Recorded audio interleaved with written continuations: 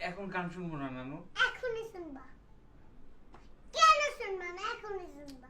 সারাক্ষণ গান শুনতে ভালো লাগে না।